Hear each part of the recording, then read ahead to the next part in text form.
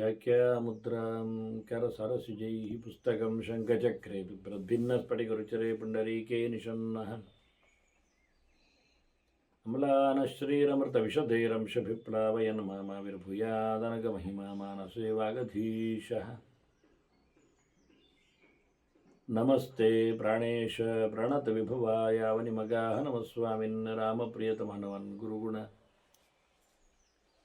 नमस्तुभ्यं भीमप्रबलतमकृष्णेष्ट भगवन् नमः श्रीमन्मध्वप्रदिश प्रसन्नो जय जय श्रीगुरुभ्यो नमः नारायणं सुरगुरुं जगदेकनाथं भक्तप्रियं सकललोकनमस्कृतं च त्रैगुण्यवर्जितमजं विभुमाद्यमीशं वन्दे भुवग्नम् अमरासुरसिद्धवन्द्यं नारायणं नमस्कृत्य नरं चैव नरोत्तमं देवीं सरस्वतीं व्यासं ततो जयमुदीरये ವೇದವ್ಯಾಸರ ಮಹಾಭಾರತದ ಚಿಂತಕರಿಗೆ ವಂದನೆಗಳು. ಶಾಂತಿ ಪರ್ವದ 499ನೇ ಪ್ರವಚನ. ಭಗವಂತ ತನ್ನ ನಾಮಗಳ ಚಿಂತನೆಗಳನ್ನು ಅರ್ಜುನನಿಗೆ ಹೇಳಲು ಉಪಕ್ರಮಿಸಿದ್ದಾನೆ. ಅದರ ಎಡೆಯಲ್ಲಿ ಅಗ್ನಿಸೋಮರ ಚಿಂತನೆ ಬರಲಿಕ್ಕೆ ಹೋಗಿ ಅದರ ಬಗ್ಗೆ ಅರ್ಜುನ ಮರುಪ್ರಶ್ನೆ ಮಾಡಿದ್ದರಿಂದ ಬಹಳ ವಿಶಿಷ್ಟವಾದ ಸೃಷ್ಟಿಯ ಸಿದ್ಧಾಂತಗಳ ಬಗ್ಗೆ ಕೃಷ್ಣ ಹೇಳಲು ಉಪಕ್ರಮಿಸಿದ್ದ. ಇದಕ್ಕೆ ಸಂವಾದಪಟ್ಟಂತೆ ಸನತ್ಕುಮಾರರ ಕೆಲವು ಶ್ಲೋಕಗಳನ್ನು ಮಾತುಗಳನ್ನು ಉಲ್ಲೇಖಿಸ್ತಾನೆ.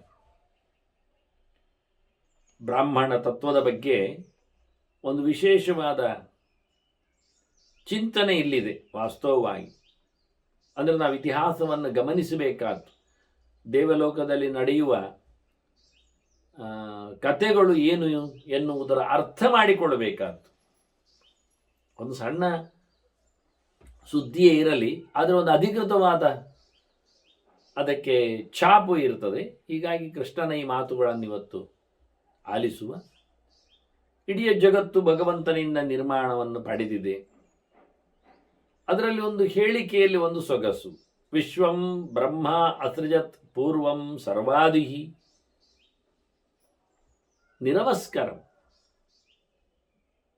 ಅವಸ್ಕರ ಇಲ್ಲದಂತೆ ಅಂದರೆ ಶುದ್ಧವಾದದ್ದು ಅಂತ, ತಪ್ಪಿಲ್ಲದ,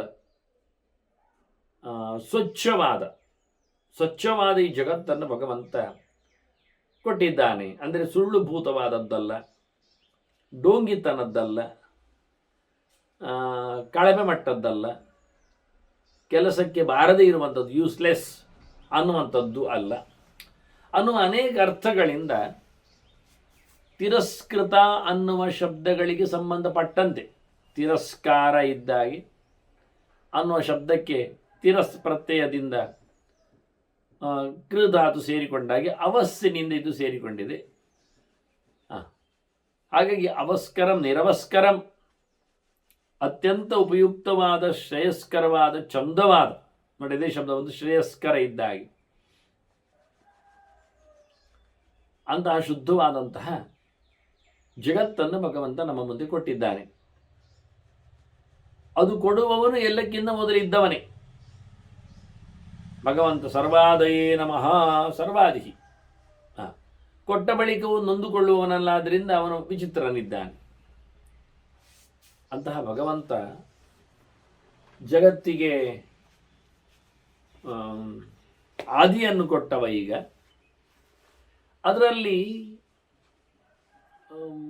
ಬ್ರಹ್ಮಾಂಡದಲ್ಲಿ ಬ್ರಹ್ಮಘೋಷ, ಭಗವಂತನ ಬಗ್ಗೆ ಮಾತು, ಅದರಲ್ಲಿ ಹೇಳಲ್ಪಡತಕ್ಕಂಥ ಬೃಹತ್ ಆಗಿರತಕ್ಕಂತಹ ವೇದಗಳ ರಾಶಿಯಿಂದ ಹೊರಟ ಮಾತುಗಳು, ಅದನ್ನು ಪರಿಶುದ್ಧವಾಗಿ ಹೇಳತಕ್ಕಂತಹ ಒಂದು ಸಮಾಜ. ಬ್ರಹ್ಮಘೋಷೈ ದಿವಂ ತಿಷ್ಟಂತಿ ಅಮರಾಹ ಬ್ರಹ್ಮಯೋನಯ. ಭಗವಂತನಿಂದಲೇ ಹುಟ್ಟಿ ಬಂದಿರತಕ್ಕಂತಹ ದೇವತೆಗಳ ಪ್ರಕರಣ, ದೇವತೆಗಳ ರಾಶಿ. ಅವರು ಮತ್ತೆ ಭಗವಂತನನ್ನೇ ನಂಬಿಕೊಂಡು ಚಿಂತನೆ ನಡೆಸುವವರು. ಅದು ಭಗವಂತನಿಂದ ಹೊರಹೊಮ್ಮಿರತಕ್ಕಂಥ ಬ್ರಹ್ಮರಾಶಿಗಳಿಂದಲೇ ದೇವರ ಎತ್ತರವನ್ನು ಅರಿತುಕೊಳ್ಳುವವರು, ತಿಳಿಸಿಕೊಡುವವರು. ಆದ್ದರಿಂದಲೇ ಅವರು ಅಮರರು, ವೇದದ ಹಾಗೆ. ಭಗವಂತನಾಗಿ. ಅಲ್ಲಿಂದ ಬಂದವರೇ ವೇದವನ್ನು ನಂಬಿ ವೇದ ಮೂಲಕವಾದ ದೇವರನ್ನು ಒಪ್ಪಿ ವೇದ ಮಾಧ್ಯಮದಲ್ಲಿ ಭಗವಂತನನ್ನು ಮೆಚ್ಚಿಸಿಕೊಂಡು ನೆಲೆಗೊಂಡವರು ಬ್ರಾಹ್ಮಣರು. ಇಷ್ಟು ಅರ್ಥಗಳಲ್ಲಿ ಬ್ರಹ್ಮವನ್ನು ಬ್ರಹ್ಮದಿಂದ ಬ್ರಹ್ಮನನ್ನಾಗಿಸಿ ತಿಳಿದು ಬರುವವರು. ದೇವರನ್ನು ದೇವರಾಗಿ ತಿಳಿಯುವುದು ಒಂದು ದೊಡ್ಡ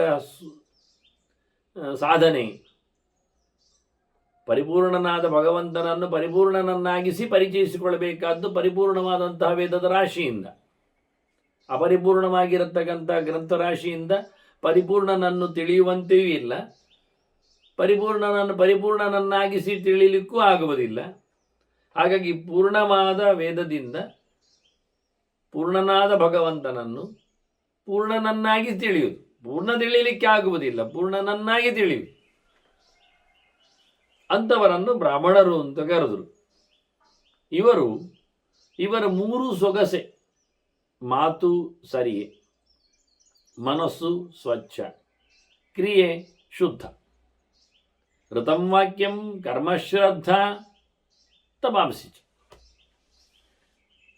ಯಥಾರ್ಥವಾದಂತಹ ಪರಿಶುದ್ಧವಾದಂತಹ ಶಾಸ್ತ್ರೀಯವಾದಂತಹ ಮಾತುಗಳು, ಶುದ್ಧವಾದ ಶ್ರದ್ಧೋಪೇತವಾದ ದೇವರ ಎಚ್ಚರವನ್ನು ದೇವರಿಗೆ ಸಮರ್ಪಿಸುವಂತೆ ನಡೆಸಿರತಕ್ಕಂತಹ ಕರ್ಮತಂತ್ರಗಳು, ಅದರೊಟ್ಟಿಗೆ ಬಹುಮುಖದ ಆಲೋಚನೆಗಳು.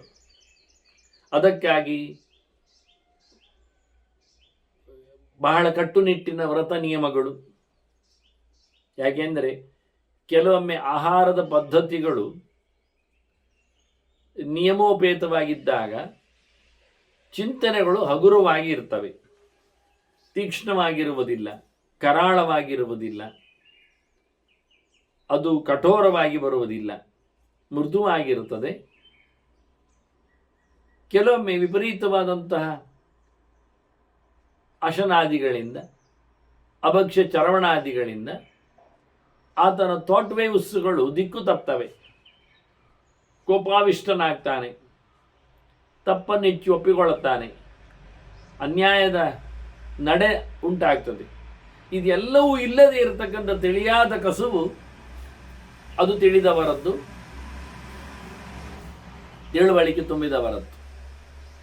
ಹಾಗಾಗಿ ಅವರಿಗೆ ಜಗತ್ತನ್ನು ಹೊತ್ತು ನಿಂತಿದ್ದಾರೆ ತಮ್ಮ ಶಕ್ತಿ ವಿಶೇಷದಿಂದ, ಪುಣ್ಯದ ಭಾರದಿಂದ. ಧಾರಯಂತಿ ಮಹೀಂದ್ಯಾಂಚ ಶೈತ್ಯಾತ್ ವಾಗ್ ಅಮೃತಂ ಯಥ. ಮಾತು ಬಹಳ ಚಂದವಾಗಿ ಜನರನ್ನು ಹಿಡಿದಿಡುತ್ತದಲ್ಲ. ಬೇಸತ್ತ ಮನುಷ್ಯನಿಗೆ ಅತಿ ಶೀತಲವಾದ ಮಾತು, ತೀಕ್ಷ್ಣವಾದ ಬೆಚ್ಚನೆಯ ಮಾತುಗಳಲ್ಲ. ಹಾಗಾಗಿ ಸ್ವಚ್ಛವಾದ ಇಚ್ಛೆಯ ಗೆರೆಗಳು ಹೇಗೋ ಹಾಗೆ ಇವರದ್ದು ಬಹಳ ಸುಂದರವಾದ, ದೇವರು ತುಂಬಿರತಕ್ಕಂತಹ, ಚಿಂತನೆಯಿಂದ ಬಂದಿರತಕ್ಕಂತಹ ಮಾತುಗಳು. ಹೇಗಿದೆ ಕೇಳಿದ್ರೆ ಅವರು ಹೇಳ್ತಾರೆ, ನಾಸ್ತಿ ಸತ್ಯಾತ್ ಪರೋಧರ್ಮ, ನಾಸ್ತಿ ಮಾತೃ ಸಮೋ ಗುರು, ಬ್ರಾಹ್ಮಣೇಭ್ಯ ಪರಂ ನಾಸ್ತಿ ಪ್ರೇತ್ಯ ಚೇಹಚ ಭೂತಯೇ. ಎಲ್ಲಿಯೂ ನಮಗೆ ಒಳಿತಾಗಲಿಕ್ಕೆ, ಮುಂದೆಯೂ ಒಳಿತಾಗಬೇಕಾದರೆ ಬ್ರಾಹ್ಮಣರನ್ನು ನಂಬಬೇಕು. ದೇವರನ್ನು ಹೊತ್ತವರನ್ನು, ವೇದವನ್ನು ಬಲ್ಲವರನ್ನು, ಪೂರ್ಣತೆಯೆಡೆಗೆ ಸಾಗಿಸುವವರನ್ನು ನಾವು ಮೆಚ್ಚಬೇಕು. ಹೇಗೆಂದರೆ ಮಾತು ಅವರದ್ದು ಸತ್ಯಭೂತವಾಗಿರ್ತದೆ. ಸತ್ಯಕ್ಕಿಂತ ಮಿಗಿಲಾದ ಒಂದು ಧರ್ಮ ಉಂಟ? ಮನುಷ್ಯನನ್ನು ಮೋಸಗೊಳಿಸುವುದರಲ್ಲಿಯೇ ತಾತ್ಪರ್ಯ ಇದ್ದಾಗ ಎಷ್ಟು ಅಧರ್ಮನಾಗ್ತಾನೆ, ಎಷ್ಟು ಅನ್ಯಾಯ ಆಗ್ತದೆ. ಇದಕ್ಕೆಲ್ಲ ಬಹಳ ಸುಂದರವಾದಂತಹ ನಡೆ ಭಾರತದ, ರಾಮಾಯಣದ ಇತಿಹಾಸ ಅದು ಎತ್ತಿ ಹೇಳುತ್ತದೆ. ತಂದೆಯ ಮಾತಿಗಾಗಿ ರಾಮನ ನಡೆ ರಾಮಾಯಣದ ದೊಡ್ಡಸ್ತಿಗೆ. ಅದೇ ದ್ಯೂತದಲ್ಲಿ ಮೋಸದಿಂದ ಸೋಲುಂಡರು ಹೇಳಿದ ಮಾತಿನಂತೆ 12 ವರ್ಷ 1 ವರ್ಷ ಮುಗಿದ ಬಳಿಕವೇ ಅನ್ನುವಂತೆ ಅದನ್ನು ಚಾಚು ತಪ್ಪಿಸದೆ ಅದನ್ನು ನಡೆಸಿಕೊಟ್ಟವ ಧರ್ಮರಾಜ.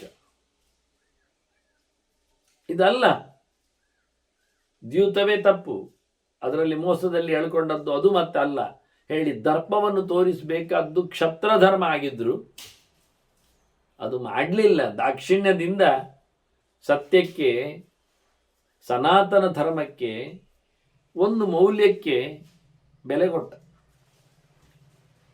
ಆದ್ದರಿಂದ ಈ ಜನರನ್ನು, ಈ ಸಮಾಜವನ್ನು ಅವರು ಎತ್ತಿ ಹಿಡಿದ ರೀತಿ ಅದು ಹೇಗಿದೆ ಅಂತ. ಎಲ್ಲಿ ಓದುಗ, ಅಧ್ಯಯನಶೀಲ, ಜ್ಞಾನಿಯಾದವ, ತಿಳಿದವ, ಬ್ರಹ್ಮವನ್ನು ಅರಗಿಸಿಕೊಳ್ಳಲು ಪೂರ್ಣವಾಗಿ ತೊಡಗಿಸಿಕೊಂಡವ ಯಾರಿದ್ದಾನೆ, ಬೃಹದಾಕಾರದಲ್ಲಿ ತನ್ನ ಸರ್ವಸ್ವವನ್ನು ತ್ಯಾಗ ಮಾಡುವ ಮೂಲಕವೋ, ದುಡಿಸಿಕೊಳ್ಳುವ ಮೂಲಕವೋ, ಅದನ್ನು ವಿನಿಯೋಗಿಸಿಕೊಳ್ಳುವ ಮೂಲಕವೋ ಆತ, ಅಂದರೆ ಸ್ಯಾಕ್ರಿಫೈಸ್ ಅಂತೇವಲ್ಲ, ಆ ನಮೂನೆಯಲ್ಲಿದ್ದವನು ಅಂಥವನು ಎಲ್ಲಿ ಸಫರ್ ಆಗ್ತಾನೆ, ತೊಂದರೆಗೊಳಪಡ್ತಾನೆ, ವೃತ್ತಿಹೀನನಾಗ್ತಾನೆ, ತಿನ್ನಲಿಕ್ಕಿಲ್ಲದೆ ಪರದಾಡ್ತಾನೆ. ಅಂದರೆ ಯಾವ ಕ್ಷೇತ್ರದಲ್ಲಿ, ಯಾವ ರಾಜ್ಯದಲ್ಲಿ, ಯಾವ ಊರಿನಲ್ಲಿ, ಯಾವ ದೇಶದಲ್ಲಿ, ಯಾರ ತರಹದ್ದಿನಲ್ಲಿ ಒಬ್ಬ ಭಗವಂತನನ್ನು ಪರಿಚಯಿಸಿಕೊಂಡವ, ವೇದದ ಮಾಧ್ಯಮವನ್ನು ಉಳಿಸಿಕೊಳ್ಳುವವ, ಅವನು ವೃತ್ತಿಹೀನನಾಗಿ, ವೃತ್ತಿ ಕರ್ಷಿತನಾಗಿ, ಹೊಟ್ಟೆಗಿಲ್ಲದೆ ತೊಂದರೆ ಸಂಕಟ ಪಟ್ಟುಕೊಂಡು ಒಂದೊಮ್ಮೆ ಇದ್ದಾನೆ ಅಂತಾದರೆ ಆ ಊರಿಗೆ, ಆ ದೇಶಕ್ಕೆ, ಆ ನೆಲಕ್ಕೆ, ಆ ವ್ಯಕ್ತಿಗೆ, ಆ ರಾಜ್ಯಕ್ಕೆ, ಆ ರಾಷ್ಟ್ರನಿಗೆ, ಆ ರಾಜನಿಗೆ ಧಿಕ್ಕಾರ. ಅವ ಹಾಳಾಗ್ತಾನೆ. ಅಪಧ್ವಸ್ತ ದಸ್ತಿಭೂತ ಭವಂತಿ ಯಶಾಂ ರಾಷ್ಟ್ರೇ ಬ್ರಾಹ್ಮಣ ವೃತ್ತಿಹೀನ. ಅವನು ಹಾಳಾಗಿ ಹೋಗ್ತಾನೆ. ಆ ಊರು ಕಳ್ಳಕಾಕರಿಗೆ ದೋಚಲಿಕ್ಕೆ ಹೋಗಿಬಿಡುತ್ತದೆ, ಉದ್ಧಾರ ಆಗುವುದಿಲ್ಲ. ನೈಷಾ ಮೋಕ್ಷಾವಹತಿ ನೋತವಾಹಾಹ. ಅವನಿಗೆ ಯಾವ ಗಾಡಿಗಳು ಕೆಲಸ ಮಾಡುವುದಿಲ್ಲ, ಕುದುರೆಗಳು ಗಾಡಿ ಎಳೆಯುವುದಿಲ್ಲ, ದನಗಳು ಅಂದರೆ ಎತ್ತುಗಳು ಅವುಗಳು ಗಾಡಿ ಎಳೆಯುವುದಿಲ್ಲ, ಹೈನುಗಾರಿಕೆಗಾಗಿಯೋ ಅಥವಾ ಕೃಷಿ ಭೂಮಿಗಾಗಿಯೋ ಅವುಗಳು ಬರುವುದಿಲ್ಲ. ನ ಗರ್ಗರಿ ಮತ್ಯತಿ ಸಂಪ್ರದಾನಿ. ಹಾಲು ಮೊಸರುಗಳ ವ್ಯಾಪಾರ ಇದ್ದರೇನೆ, ತುಪ್ಪ ವ್ಯವಹಾರ ಇದ್ದರೇನೆ ಲೋಕಕ್ಕೆ ಕ್ಷೇಮ. ದನಗಳ ಸಮೃದ್ಧಿಯೇ ನಿಜವಾದ ಸಮೃದ್ಧಿ. ಇಲ್ಲಿ ಮೊಸರಿನ ಪಾತ್ರೆಗೆ ಕಡಗೋಲಾಗಿದ್ದರೆ ಅದು ಸದ್ದೇ ಮಾಡುವುದಿಲ್ಲಂತೆ. ಹಾಗಾದರೆ ಎಷ್ಟು ಜರ್ಜರಿತವಾಗಿ ಹೋಗ್ತದೆ ಪೇಟೆ ಧಾರಣೆ ಅಂತ ನೋಡಿಕೊಳ್ಳಿ ಅಂದರು. ಇದು ದೋಷ, ಇದು ಶಾಪ.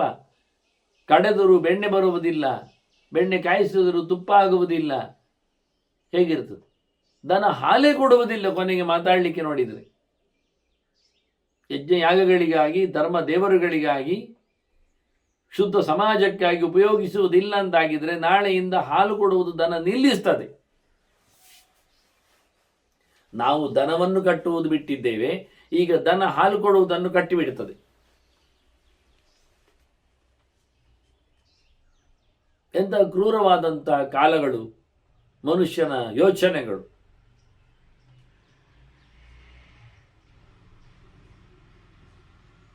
ಹಾಗಾಗಿ ವೇದವನ್ನು ಉಳಿಸಿ, ವೇದ ಸಂಸ್ಕೃತಿಯನ್ನು ಬೆಳೆಸಿ, ವೇದಜ್ಞರನ್ನು ಉದ್ಧರಿಸಿ ಅನ್ನೋ ನೆಲೆಯಲ್ಲಿ ಕೃಷ್ಣ ಹೇಳ್ತಾನೆ, ಇವರೆಲ್ಲ ಬಂದ ಕಥೆ ನೋಡು. ವೇದ ಪುರಾಣ ಇತಿಹಾಸ ಪ್ರಾಮಾಣ್ಯಾತ್ ನಾರಾಯಣ ಮುಖೋದ್ಗತಾಹ. ಈ ಶಬ್ದವನ್ನು ನಾನು ಉಳಿಸಿಕೊಂಡದ್ದು ಯಾಕೆ ಅಂದರೆ ಇದು ಪ್ರಮಾಣ ಅಂತ ಹೇಳುತ್ತದೆ. ವೇದವು ಪ್ರಮಾಣ, ಪುರಾಣಗಳು ಪ್ರಮಾಣ, ಇತಿಹಾಸಗಳು ಪ್ರಮಾಣ. ಇತಿಹಾಸ ಅಂದರೆ ಪಂಚರಾತ್ರ, ಮೂಲರಾಮಾಯಣ, ಮಹಾಭಾರತ, ಇವೆಲ್ಲ ಪ್ರಮಾಣಗಳು.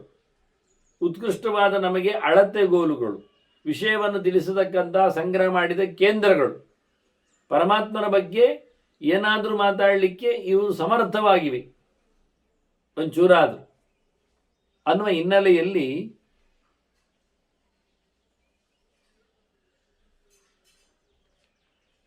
ನಾರಾಯಣನ ಮುಖದಿಂದ ಹುಟ್ಟಿ ಬಂದವರು ಬ್ರಾಹ್ಮಣೋಸ್ಯ ಮುಖಮಾಸೀತ್ ಹೇಳಿದಾಗೆ ಅವರು ಸರ್ವಾತ್ಮಾನಃ ಸರ್ವಕರ್ತಾರಃ ಸರ್ವಭಾವಾಶ್ಚ ಬ್ರಾಹ್ಮಣಃ.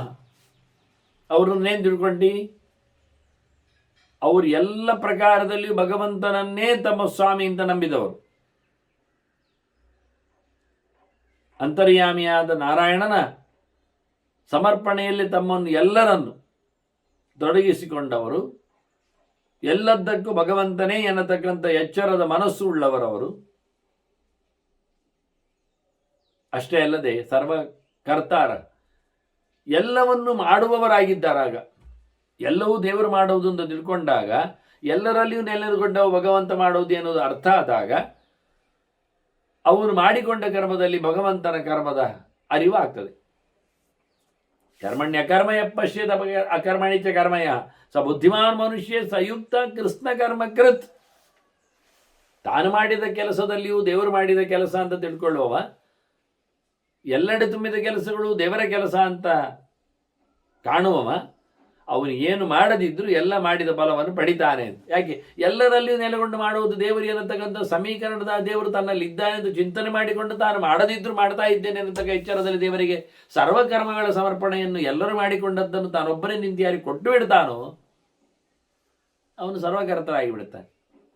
ಸಯುಕ್ತ ಕೃಷ್ಣ ಕರ್ಮ ಕೃತ್, ಕೃಷ್ಣ ಹೇಳಿಬಿಟ್ಟು ಇಲ್ಲಿ ಅದನ್ನೇ ಕೃಷ್ಣ ಹೇಳ್ತಾ ಇದ್ದಾನೆ. ಸರ್ವಾತ್ಮಾನಃ ಸರ್ವಕರ್ತಾರ. ಯಾಕೆ ಇಷ್ಟ ಆಯಿತು ಕೇಳಿದರೆ, ಸರ್ವಭಾವ, ಇದು 3 ಶಬ್ದಗಳು ಒಟ್ಟಿಗೆ ಅವರ ಪರಿಚಯವನ್ನು ಮಾಡ್ತಾ ಉಂಟು. ಎಲ್ಲ ವಿಷಯದಲ್ಲಿಯೂ ಭಗವಂತನದ್ದೇ ಕೈವಾಡ ಅಂತ ಅನಿಸಿಕೊಂಡವ, ಏನು ಮಾಡಿಕೊಂಡರು ಅವನಿಗಾಗಿ ಎಲ್ಲವೂ ಅನ್ನತಕ್ಕಂಥ ಎಚ್ಚರದಲ್ಲಿ ಎಲ್ಲವನ್ನು ಸಮರ್ಪಿಸಿ ಬಿಡುವವ, ಎಲ್ಲಿ ನೋಡಿದರಲ್ಲೇ ದೇವರ ಭಕ್ತಿಯನ್ನೇ ಜಾಗೃತಿಗೊಳಿಸಿದವ. ಸರ್ವಭಾವ. ಭಾವೋ ಭಕ್ತಿಷ್ಟ ಭಜನ ಮಂದ. ಭಾವ ಅಂದರೆ ಭಕ್ತಿ ಅಂತ ಅರ್ಥ. ಅವನ ಭಾವನೆ, ಅವನ ಯೋಚನೆ, ಅವನ ಅಭಿಪ್ರಾಯ, ಅವನ ಧರ್ಮ ಅದು ದೇವರ ಮೇಲೇ ಪುರ ಕೇಂದ್ರೀಕೃತವಾಗಿದೆ ಅಂದಾಗ ಇನ್ನು ದೇವರು ಸುಮ್ಮನೆ ಇರ್ತಾನ ಅಂತ ಹೇಳೋದು. ಇವರು ಬ್ರಾಹ್ಮಣರು ಅಂದರೆ ತಸ್ಯ ವಾಕ್ ಸಂಯಮನೆ ಕಾಲೇ ಹಿ ತಸ್ಯ ವರಪ್ರದಸ್ಯ ದೇವದೇವಸ್ಯ ಪ್ರಥಮಂ ಪ್ರಾದುರ್ಭೂತಾ. ಬಾಯಿ ತೆಗಿಬೇಕು ಅಂದಾಗ ಹುಟ್ಟಿ ಬಂದವರು ಅಂತಾನೆ ಇವನು ಕೃಷ್ಣ ಹೇಳುವಾಗ. ವಾಕ್ ಸಂಯಮನ ಕಾಲೆ, ಮಾತು ಅದನ್ನು ಮುದುಡಿಟ್ಟುಕೊಳ್ಳಬೇಕು ಅನ್ನುವ ಸಮಯದಲ್ಲಿ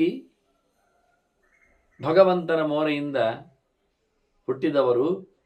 ಅದು ವರಪ್ರದನಾದ ದೇವದೇವೋತ್ತಮನಾದ ನಾರಾಯಣನ ಮೊದಲ ಬಾರಿಗೆ ಅದು ಹುಟ್ಟಿ ಬಂದವರು, ಹೊರಗೆ ನಿಂತವರು, ಪ್ರಾದುರ್ಭವಿಸಿದವರು. ಅಂತಹ ವ್ಯಕ್ತಿಗಳು ಅವರ ನಂತರದಲ್ಲಿ ಉಳಿದವರು ಬಂದದ್ದು. ಬ್ರಾಹ್ಮಣೇಭ್ಯಶ್ಚ ಶೇಷಾಹ ವರ್ಣಾಹ ಪ್ರಾದುರ್ಭೂತಾಹ. ಕೃಷ್ಣ ಹೇಳ್ತಾನೆ, ಬ್ರಾಹ್ಮಣರ ನಂತರದಲ್ಲಿ ಉಳಿದವರು ಬಂದದ್ದು ಕ್ಷತ್ರಿಯರು, ವೈಶ್ಯರು, ಶೂದ್ರರು. ಆದ್ದರಿಂದ ಅಣ್ಣಂದಿರು, ಮೊದಲಿದ್ದವರು, ಮೇಲಿನವರು, ಹಿರಿಯರು ಕೇಳಿದರೆ ಬ್ರಾಹ್ಮಣರೇ. ಮತ್ತೆಂಥದ್ದು? ಇತ್ತಂ ಸುರಾಸುರ ವಿಶಿಷ್ಟಾ ಬ್ರಾಹ್ಮಣಾ ಯತ್ರ ಮಯ ಬ್ರಹ್ಮಭೂತೇನ ಪುರ ಉತ್ಪಾದಿತ. ಮತ್ತೆ ಕೃಷ್ಣ ನಾನೆಂತ ಹೇಳ್ತಾನೆ, ಯತ್ರ ಮಯ ಅಂತ. ನನ್ನಿಂದ ಅವರು ಹುಟ್ಟಿದ್ದಲ್ಲ, ಬ್ರಹ್ಮಭೂತೇನ, ನಾನಾಗ ಪರಬ್ರಹ್ಮನಾಗಿ ಕಾಣಿಸಿಕೊಂಡಿದ್ದೆ ಎಲ್ಲರಿಗೂ. ಅಂತಹ ಸಂದರ್ಭದಲ್ಲಿ ನನ್ನಿಂದಲೇ ಅವರೆಲ್ಲ ಬಂದದ್ದು. ದೇವತೆಗಳಿಂದಲೂ ದಾನವರಿಂದಲೂ ಅವರು ಸ್ಪೆಷಲ್, ಮಿಗಿಲು, ಮೇಲೆ. ಆದ್ದರಿಂದ ಅವರಿಗೆ ಭೂಸುರರು ಅಂತ ಕರೆಯುವುದು. ಪುಣ್ಯಕ್ಕೆ ಭೂದೈತ್ಯರು ಕರೆಯುವುದಿಲ್ಲ ಈಗ. ಯಾಕೆ? ದಾನವರಿಂದಲೂ ವಿಶಿಷ್ಟರು, ಆದ್ದರಿಂದ ಭೂದಾನವರು ಹೇಳಿಬಿಡುವ. ನೆಲದ ರಕ್ಕಸರು ಆಗಿರ್ಬೋದು. ಯಾಕೆ ಅಂದರೆ ಅವರು ಕ್ರೂರವಾದ ಕರಾಳವಾದ ಚಿಂತನೆಗಳೆಲ್ಲ ನುಂಗಿ ಹಾಕ್ತಾರೆ, ಒಳ್ಳೆಯದನ್ನು ಮಾತ್ರ ಉಳಿಸಿಕೊಳ್ತಾರೆ. ಇರಲಿ ಬಿಡಿ.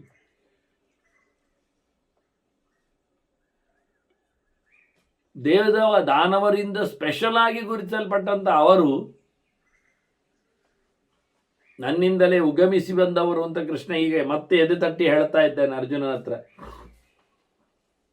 ರಣಾಂಗಣದಲ್ಲಿ ಹೇಳಿದ್ದ, ಚಾತುರ್ವರ್ಣ್ಯಮಯ ಸಟ್ಟ ಗುಣಕರ್ಮ ವಿಭಾಗಶ ತಸ್ಯ ಕರ್ತಾರಮ ವಿದ್ಯಗರ್ತಾರಮವಯೋ ಅಂತೇಳಿ ಚತುರ್ವರ್ಣದ ಸೃಷ್ಟಿಯ ಬಗ್ಗೆ ಅಲ್ಲಿ ತೋರಿಸಿಕೊಟ್ಟಿದ್ದ ಮಾತನ್ನು ಇಲ್ಲಿ ಮತ್ತೆ ಹೇಳ್ತಾ ಇದ್ದಾನೆ. ಇವರೆಲ್ಲ ಹಿಂದೆ ಬಂದಿದ್ದಾರೆ ಮತ್ತು ಇವರು ಜೋರಿದ್ದಾರೆ. ಸುರಾಸುರ ಮಹರ್ಷಯ ಸ್ಥಾಪಿತ ನಿಗೃಹೀತಾಶ್ಚ. ಅವರು ದೇವತೆಗಳನ್ನು, ದೈತ್ಯರನ್ನು, ಋಷಿಗಳನ್ನು ಸಹ ಅವರಿಗೆ ಬೇಕಾದಾಗೆ ಉಳಿರಿಸಿಕೊಂಡಿದ್ದಾರೆ. ಅವರನ್ನು ನಿಗ್ರಹವೇರ ಮಾಡಿದ್ದಾರೆ, ಕಡಿವಾಣ ಹಾಕಿದ್ದಾರೆ ಅವರಿಗೆ, ಅವರನ್ನು ವಿರೋಧ ಮಾಡಿದ್ದಾರೆ. ಅವರು ಯಾರು? ದೇವತೆಗಳನ್ನು, ದೈತ್ಯರನ್ನು, ಋಷಿಗಳನ್ನು. ಅಷ್ಟು ಜೋರಿದ್ದಾರೆ ಅವರು. ನಿಂಗೆ ಕೆಲವು ವಿಷಯ ಹೇಳ್ತೇನೆ. ತೇಷಾಂ ಪ್ರಭಾವ ಶ್ರೂಯತಾಂ, ನೀನು ಕೇಳು ಅವ್ರು ಯಾರು, ಏನು ವಿಷಯ ಅಂತ. ಅಹಲ್ಯ ದರ್ಶನ ನಿಮಿತ್ತಂ ಹಿ ಗೌತಮಾತ್ ಹರಿಸ್ಮಶ್ರುತಾಂ ಇಂದ್ರ ಪ್ರಾಪ್ತ. ನಿಂಗೆ ಗೊತ್ತುಂಟಲ್ಲ ಕತೆ, ಗೌತಮರು ಯಾರು ಅಂತ. ನಿನ್ನೆ ತಾನೇ ನಾವು ಗೌತಮರ ಬಗ್ಗೆ ಕೇಳಿದ್ದೆವು, ದೀರ್ಘತಮ ಅಂತ ಹೇಳಿಕೊಂಡು ಬೃಹಸ್ಪತಿ ಆಚಾರ್ಯರಿಂದ ಮಮತೆಯಲ್ಲಿ ದರ್ಶನಕ್ಕೆ ಒಳಪಟ್ಟಾಗ ಒಳಗೆ ಕೂತಿರತಕ್ಕಂತಹ ಉಚಚ್ಚರ ಮಗ ಅವನು. ಇವನು ಯಾರು? ದೊಡ್ಡಪ್ಪನಿಗೆ ಜೋರು ಮಾಡಿದಲ್ಲ, ಹಾಗಾಗಿ ಹುಟ್ಟುವಾಗಲೇ ಕಣ್ಣಿಲ್ಲದವನಂತೆ ಹುಟ್ಟಿದ್ದ. ಒಂದು ದೊಡ್ಡ ಕಥೆ ಉಂಟು ದೀರ್ಘ ತಮಸ್ಸಿನದ್ದು, ಅದೇ ಗೌತಮರದ್ದು. ಅವರು ಮತ್ತೆ ಗೌತಮರಾದ್ದು ಅಂತ ನಾವು ಕೇಳಿಕೊಂಡೆವು. ಅವರು ದೇವರ ಕೇಶವನಾಮ ಚಿಂತನೆಯಿಂದಾಗಿ ಕಣ್ಣು ಸರಿ ಮಾಡಿಕೊಂಡಿದ್ದಾರೆ ಅಂತ. ಅವು ದೀರ್ಘತಮ ಆಗಿದ್ದಾಗ ಅವನಿಗೆ ಒಬ್ಬ ರಾಜ ತನ್ನಲ್ಲಿ ಹೆಂಡತಿಯಲ್ಲಿ ಮಕ್ಕಳಿಲ್ಲ ಹೇಳಿಕೊಂಡವನನ್ನು ಮಕ್ಕಳಾಗಿಸಲಿಕ್ಕೆ ಕೊಟ್ಟಿದ್ದ. ಅವನ ಮಕ್ಕಳೇ ಅವನನ್ನು ಕಣ್ಣಿಲ್ಲದ ಸಮಯ ಇಲ್ಲದವ ಹೇಳಿ ನೀರಿಗೆ ಎಸೆದಿದ್ರು. ಅದೊಬ್ಬ ರಾಜನಿಗೆ ಸಿಕ್ಕಿದ್ದು. ಅವ ರಾಜ ತನ್ನ ಮಡದಿಯರಿಗೆ ಮಕ್ಕಳಾಗಲಿಕ್ಕೆ ನೀವನ್ನು ಕೊಟ್ಟ. ಅಲ್ಲಿ ಮಕ್ಕಳಾದದ್ದನ್ನು ತನ್ನದು ಅಂದುಕೊಂಡ ರಾಜ. ಹಾಗೆ ಹೇಳ್ತಾನೆ, ಏಯ್ ಅದೆಲ್ಲ ನಿನ್ನದಲ್ಲದು, ನನ್ನದೇ. ಯಾಕೆ? ನಿನ್ನ ಹೆಂಡತಿ ಅಲ್ಲದು ಬಂದದ್ದು ಅಂದವ. ನೋಡಿ, ಕಣ್ಣಿಲ್ಲ ಅವನಿಗೆ ಗೊತ್ತುಂಟು ವಿಷಯ. ಅಂಗವಂಗ ಕಳಿಂಗ ಇವೆಲ್ಲ ಆದದ್ದು, ಸೂಕ್ಷ್ಮ ಪೌಂಡ್ರ ಎಲ್ಲ 5-6 ಮಕ್ಕಳಾದದ್ದು ಇವನಿದ್ದದ್ದು.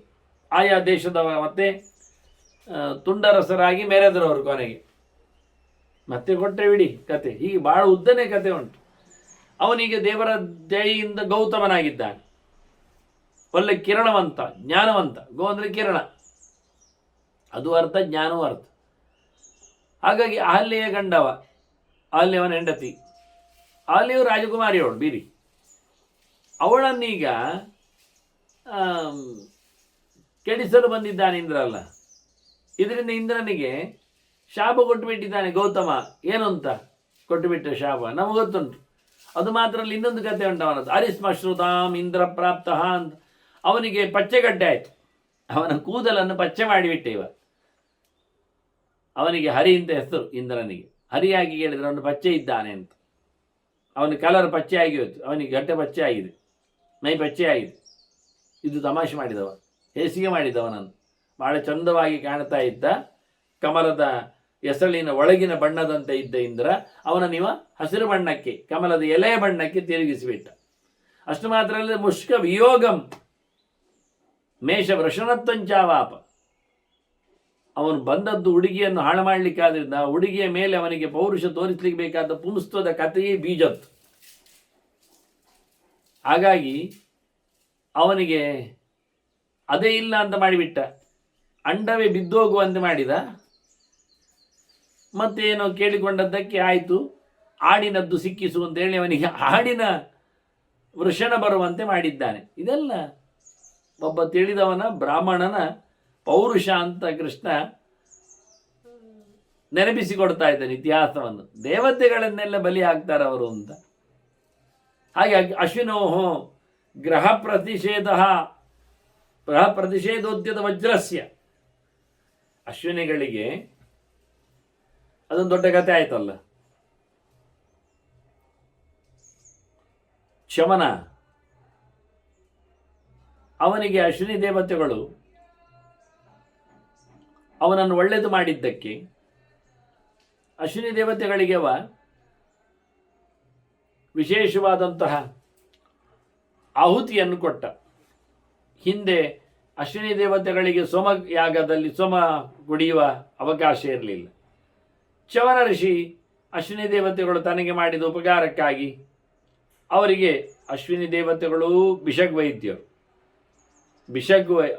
ಬಿಷಗ್ವರರು, ವೈದ್ಯರು, ದೇವವೈದ್ಯರು. ಅವರಿಂದ ಅಶ್ವಿನಿ ದೇವತೆಗಳಿಗಾಗಿ ಚವನ ತಾನು ಯಜ್ಞ ಮಾಡಿ, ನಿಮಗೆ ದೇವತೆಗಳ ವೈದ್ಯರಾದರೂ ನಿಮಗೆ ದೇವತೆಗಳ ಸಾಲಿನಲ್ಲಿ ಪಂಕ್ತಿ ಇಲ್ಲ. ಆವತ್ತು ನೋಡಿ ಸಾಲಲ್ಲಿ ಕುಳ್ಳಿರಿಸುವುದೆಲ್ಲ ಮಾಡ್ತಿರಲಿಲ್ಲ. ಊಟವೂ ಅದೇ ಆಗ್ತಿರ್ಲಿಲ್ಲ, ಅಮೃತವನ್ನು ಬಡಿಸ್ತಿರ್ಲಿಲ್ಲ. ನಿನಗೆ ನಾನು ಅಮೃತವನ್ನು ಬಡಿಸ್ತೇನೆ, ನಾನು ನಿನಗೆ ಸೋಮಗ್ರ ಯಾಗವನ್ನು ಮಾಡ್ತೇನೆ, ನಾನು ನಿನಗೆ ಸೋಮರಸವನ್ನು ಕೊಡ್ತೇನೆ ಅಂತ ಚವನ ಋಷಿಗಳು ಮಾಡಿದರು. ಅದರಲ್ಲಿ ಇವತ್ತು ವೈದ್ಯರ ಒಂದು ಹೆಸರಿನಲ್ಲಿ ಚವನಪ್ರಾಶ ಅಂತ ಮಾಡಿಕೊಂಡಿದ್ದಾರೆ. ಮಕ್ಕಳ ದಶೆಯಲ್ಲಿ ಅದನ್ನು ತಿನ್ನಿಸ್ಲಿಕ್ಕೆ ಶುರು ಮಾಡಿ ಮುದುಕರ ದಶೆಯಲ್ಲಿ ತಿಂದದ್ರೂ ಸಹ ಅವರೇನು ತಟ್ಟಿರಾಯನಂತೆ ಗಟ್ಟಿಮುಟ್ಟಾಗಿ ಏನು ಹೋಗುವುದಿಲ್ಲ, ಸಾಗುವುದಿಲ್ಲ, ಮಾಮೂಲಿ ಇದೆ. ಅದು ಒಂದು ಮಧ್ಯೆಯಲ್ಲಿ ಸೇರ್ತದೆ, ಇರಲಿ ಬಿಡಿ, ಪಾಪ ಅದರ ಮರ್ಯಾದೆ ತೆಗೆಯುವುದು ಬೇಡ ನಾವು. ಆದರೆ ಇವನು ಇಂದ್ರ ಏನು ಮಾಡಿದ, ನಮ್ಮ ಸಾಲಿನಲ್ಲಿ ಊಟ ಆಗಲಿ, ನಮ್ಮ ಪ್ರಕಾರ ಅವನಿಗೆ ಅಶನ ಆಗಲಿ, ಅವನಿಗೆ ಸೋಮಾಹುತಿ ಆಗಲಿ ಇಲ್ಲ, ಅದು ಸಮ ಇಲ್ಲ ಹೇಳಿಕೊಂಡು ಅವನು ವಜ್ರಾಯುಧವನ್ನು ತೆಗೆದಿದ್ದಾನೆ ಹೊಡಿಲಿಕ್ಕೆ ಅಂತ ಚವನನಿಗೆ. ಇವಾಗ ಗಮ್ಮತ್ತು ಮಾಡ್ತಾ ಇದ್ದಾನೆ. ಹೊಡಿಲಿಕ್ಕೆ ಹೋದಾಗ, ಅಶ್ವಿನಿಗಳಿಗೆ ಆಹುತಿಯನ್ನು ತಡಿಲಿಕ್ಕೆ ಹೋದಾಗ ಅವನ ಕೈಯನ್ನೇ ಸ್ಟಾಪ್ ಮಾಡಿಬಿಟ್ಟ, ಸ್ತಂಭನಗೊಳಿಸಿಬಿಟ್ಟ. ವಜ್ರ ಎತ್ತಿದ ಕೈ ಹಾಗೆ ನಿಂತು ಬಿಟ್ಟಿದೆ, ಕೆಳಗೆ ಬರುವುದೇ ಇಲ್ಲ. ಹೀಗೊಂದು ಕತೆ. ಅಶ್ವಿನವರ ಗ್ರಹ ಪ್ರದೇಶದೋದ್ಯದ ವಜ್ರಸ್ಯ, ಅಶ್ವಿನಗಳಿಗೆ ಆಹುತಿ ಕೊಡದಂತೆ ಮಾಡಲಿಕ್ಕೋಸ್ಕರ ಹೊಡೆಯಲು ನಿಂತ ವಜ್ರ ಕೈ ಎತ್ತಿದ ಪುರಂದರಸ್ಯ ಚವನೆಯನ್ನು ಸ್ತಂಭಿತೋ ಬಾವು, ಎರಡು ಕೈಯನ್ನು ನಿಲ್ಲಿಸಿದ್ದಾನೆ, ಎರಡು ಕೈಯಲ್ಲಿ ಹೊಡಿಲಿಕ್ಕೆ ಹೋಗಿದ್ದಾನೆ, ಎರಡು ಕೈ ಸ್ಟಾಪ್ ಮೇಲೆ. ಇದು ಚವನನ, ಬ್ರಾಹ್ಮಣನ ಪೌರುಷ. ಇನ್ನೊಂದು ಕಡೆ ನೋಡಿ, ದಕ್ಷನ ಕತೆ ಶಿವನ ವಿರುದ್ಧವಾದದ್ದು. ನಮಗೆ ಗೊತ್ತಿರೋದು ಕತೆ ಇಷ್ಟೇ. ಎಂಥದು? ದಕ್ಷ ಶಿವನನ್ನು ಮರೆತು ಬಿಟ್ಟ, ಆಹುತಿ ಕೊಡುವಾಗ ಅವನಿಗೆ ಕೊಡಲಿಲ್ಲ, ಹಿಂದಿನ ವೈಮನಸ್ಯದಲ್ಲಿ ಎದ್ದು ನಿಲ್ಲಿಲ್ಲ ಹೇಳಿ. ಹಾಗಾದರೆ ಅದು ಶುದ್ಧ ವೈಷ್ಣವ ಮಕ ನೆನೆಸಿಕೊಂಡು ಶಿವನಿಗೆ ಆಹುತಿ ಇಲ್ಲದೆ ನಡೆಯುವುದು ನೋಡಿ ಸತಿ ಗಲಾಟೆ ಎಬ್ಬಿಸಿ ಕೊನೆಗೆ ವೀರಭದ್ರನಿಂದ ಅವನ ಯಜ್ಞವೇ ಧ್ವಂಸ ಆಗ್ತದೆ. ಆದರೆ ಅವನನ್ನು ಪ್ರಸನ್ನಗೊಳಿಸಿದ ಬಳಿಕ ದಕ್ಷನಿಗೆ ಆಡುಮೋರೆಯನ್ನು ಕುಳ್ಳಿರಿಸಿ ಮುಂದುವರಿಸ್ತಾರೆ. ಇಷ್ಟರಲ್ಲಿ ಕತೆ ಮುಗಿಲಿಲ್ಲ. ಕ್ರತುವದ ಪ್ರಾಪ್ತ ಮನ್ಯುನಾಚ ದಕ್ಷೇಣ, ತನ್ನ ಯಜ್ಞವನ್ನು ಹಾಳು ಮಾಡಿದ ಅಂತ ಹೇಳಿಕೊಂಡು ದಕ್ಷನಿಗೆ ಸಿಟ್ಟು ಇತ್ತು. ಸಣ್ಣವರ ಸಿಟ್ಟಿಗೆ ಏನು ಕೆಲಸ ಆಗುವುದಿಲ್ಲ, ಅದಕ್ಕೇನು ಮಾಡಬೇಕು, ದೊಡ್ಡವರನ್ನು ಗಟ್ಟಿ ಮಾಡಬೇಕು. ಅದರಲ್ಲಿ ದಕ್ಷ ಏನು ಮಾಡಿದ, ಭೂಯಸ್ತಪಸಾಚಾತ್ಮಾನಂ ಸಂಯೋಜ್ಯ, ಮತ್ತೆ ಪುನಃ ತಪಸ್ಸು ಮಾಡಿದ. ತನ್ನಲ್ಲಿ ಭಗವಂತನ ಶಕ್ತಿಯನ್ನು ಹಾಕಿಸಿಕೊಂಡು ಅವನಿಗೆ ತ್ರಿನೇತ್ರಾಕೃತಿರನ್ಯ ಲಲಾಟೆ ರುದ್ರಸ್ಯೋತ್ಪಾದಿತ, ಶಿವನಿಗೆ 3 ಕಣ್ಣು ಬರುವಂತೆ ಮಾಡಿದ್ದಂತೆ, ಅವನಿಗೆ ಹಣೆ ಹೊಟ್ಟೆ ಆಗುವಂತೆ ಮಾಡಿದ ಅಂತ.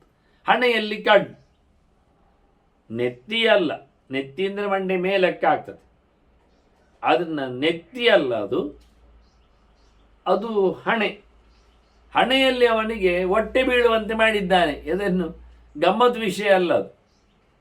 ಆದ್ದರಿಂದ ಶಿವನಿಗೆ ಪುಣ್ಯಕ್ಕೆ ಅಡ್ಡ 3 ಗೆರೆ ಹಾಕ್ಲಿಕ್ಕೆ ಆಗುವುದೇ ಇಲ್ಲ.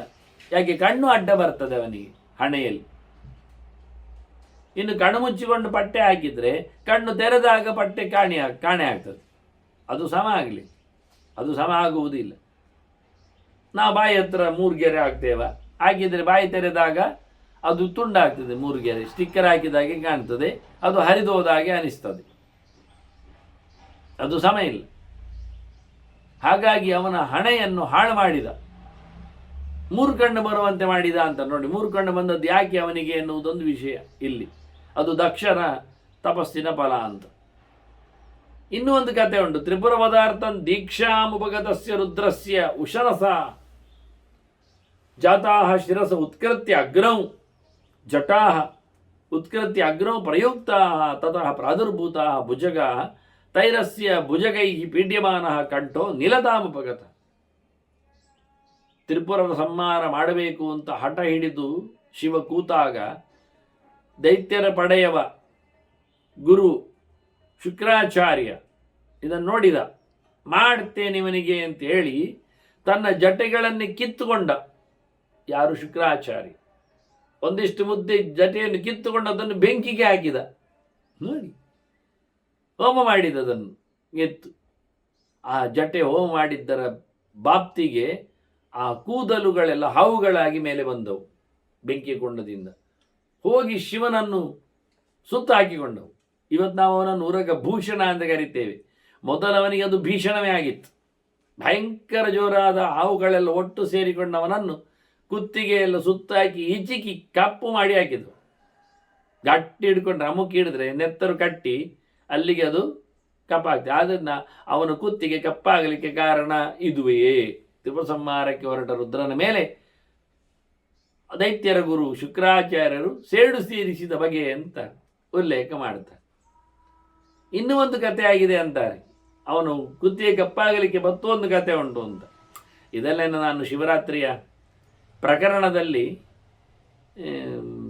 PPT ನಡೆಯುವಾಗ ಗೀತಾ ಮಂದಿರದಲ್ಲಿ ನರಸಿಂಹ ಭವನದಲ್ಲಿ ಉಲ್ಲೇಖ ಮಾಡಿದ್ದೇನೆ, ತೋರಿಸಿಕೊಟ್ಟಿದ್ದೇನೆ.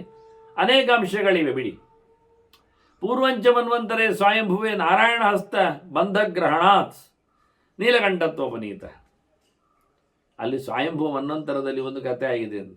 ನಮಗೆ ಎಷ್ಟು ಕಡೆಯಲ್ಲಿ ಏನಾಗುತ್ತೆ ಯಾರಿಗೆ ಗೊತ್ತಾಗುತ್ತೆ. ಅದು ಅಮೃತ ಮತನದ್ದು ಅಂತ ಹೇಳುವುದು ಡೌಟ್. ನಾರಾಯಣ ಅವನ ಕುತ್ತಿಗೆ ಹಿಡಿದಿದ್ದಾನೆ ಅಂತ ಹೇಳ್ತಾರೆ. ನಾರಾಯಣ ಕುತ್ತಿಗೆ ಹಿಡಿದು ಕುತ್ತಿಗೆ ಕಪ್ಪಾದದ್ದು ಅಂತ. ಅಲ್ಲಿ ಮತ್ತೊಂದು ಕತೆ ಹೇಳಿದ್ದೇನೆ, ನೀವು ಅಲ್ಲೇ ಗಮನಿಸಿ ನೋಡಿ. ಇಲ್ಲಿ ನಾನು ಮಹಾಭಾರತದ ಬಗ್ಗೆ ಮಾತ್ರ ಮಾತಾಡ್ತಾ ಇರ್ಲಿಕ್ಕೆ ಹೋಗಿ ಅಲ್ಲಿ ಬೇರೆ ಕಡೆಯಲ್ಲಿ ಬಂದಂಥ ಕಥೆಗಳ ಬಗ್ಗೆ ಚಿಂತನೆಯನ್ನು ಖಾಲಿ ನಾರಾಯಣ ನೀವು ಮಾಡಿದ್ದಕ್ಕೇನೆ ಬೈಲಿಕ್ಕೆ ನನಗೆ ಶುರು ಮಾಡಿದರೆ ಅವನ ಹೆಂಡತಿಯೇ ಮಾಡಿದ್ದೊಂದು ಕತೆ ಉಂಟು ನೋಡಿ. ಅಲ್ಲಿ ಕೇಳಿ ಅದನ್ನು ಹೇಗಿರ್ತದೆ ಅಂತ. ಅಡುಗೆಯ ಮನೆಯಲ್ಲಿ ಕೂತವಳು ಅನ್ನಪೂರ್ಣೆಯ ಕತೆ ಹಾಗೆ ಇರ್ತದೆ. ಅದು ಗಮನಿಸಿ ನೀವು. ಇಲ್ಲಿ ಮತ್ತೊಂದು ನೋಡಿ ಚಮತ್ಕಾರ ವಿಷಯ. ನಮ್ಗೆ ಗೊತ್ತಿರುವಂತೆ ಇರುವಂಥ ಕತೆ ಹೇಳುವುದಿಲ್ಲ ಅಲ್ವ ನೀವು ಕೇಳಿದರೆ? ಹೇಳುತ್ತಾನೆ ಕೃಷ್ಣ, ಹೇಳುತ್ತಾನೆ. ಹೇಗುಂಟು ಕೇಳಿ. ನಮಗೆ ಗೊತ್ತಿರುವಂತೆ ಅಂತ ಕೇಳಿದರೆ ಅವನು ವಿಷ ಕುಡ್ದ. ಅಮೃತ ಮಥನ ಕಾಲದಲ್ಲಿ ಅಮೃತ ಬರುವ ಮುಂಚೆ ವಿಷ ಬಂದಿತ್ತು. ಅದು ಬಹಳಷ್ಟು ಘಾಟು, ಜನರಿಗೆ ಒದ್ದಾಟ ಕೊಟ್ಟಿದೆ. ಅದರ ಸಂಹಾರಕ್ಕೋಸ್ಕರ ದೇವತೆಗಳು ದುಂಬಾಲು ಬಿದ್ದು ಶಿವನಲ್ಲಿ ಅದನ್ನು ಉಪಸಂಹಾರ ಮಾಡಲಿಕ್ಕೆ ಹೇಳಿದ ಅಂತ. ಹಾಗಾಗಿ ಅವನು ಕುಡಿದ. ಅದರದ್ದು ಶೇಷ ಸಾಮಾನ್ಯ ಹೀಗೆ. ದೊಡ್ಡವರು ಲೋಕಕ್ಕೋಸ್ಕರ ಉಪಕಾರ ಮಾಡ್ತಾರೆ, ತಾವು ತಮ್ಮ ಕಹಿಯನ್ನು ನುಂಗಿಕೊಳ್ತಾರೆ ಅಂತ. ಊರಿಗೆ ಉಪಕಾರಿ ಮನೆಗೆ ಮಾರಿ ಇದ್ದಾಗೆ. ಮನೆಗೆ ಮಾರಿ ಅಂದರೆ ಅವನಿಗೆ ಮಾರಿ ಅಂತ ಇಟ್ಕೊಳ್ಳೋ ನಮಗೆ.